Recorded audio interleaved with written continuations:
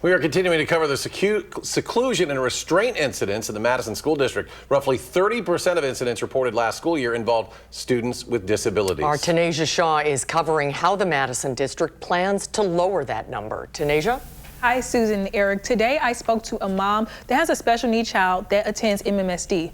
While the child never experienced a seclusion or restraint incident, she says it's still always a worry.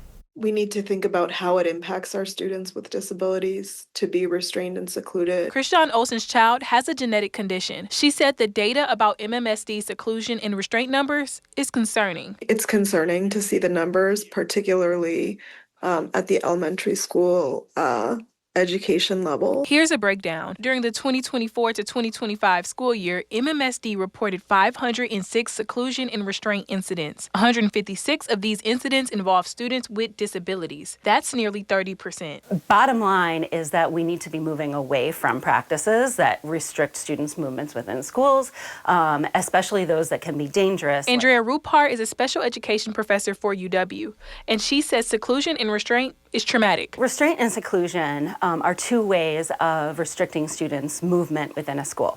And they are interventions that are meant to be used very rarely and only in cases of emergency. Of course, we don't want any of our students in the school district to experience restraint and/or seclusion. Nancy Malfitner is MMSD's Associate Superintendent of Student Services. She told News 3 Now that the district is working on less seclusion and restraint incidents by training as many staff members as possible. The training that we provide, this nonviolent crisis intervention, it includes a set of modules and it includes in-person training with experts to talk about and work on strategies that can be utilized if a student is in a high degree of distress, to just help them to calm without potentially trying to hurt themselves or other people. So that's a good first step. Olsen said that she enrolled her child in MMSD because they have relatively low seclusion and restraint incidents.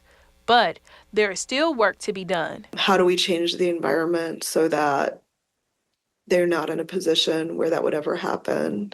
Our goal, we strive to have zero restraints and seclusions. MMSD told me that most of their staff members that directly deal with students with disabilities take a training every 2 years. Everyone that I spoke to said that these incidents will decrease with more education.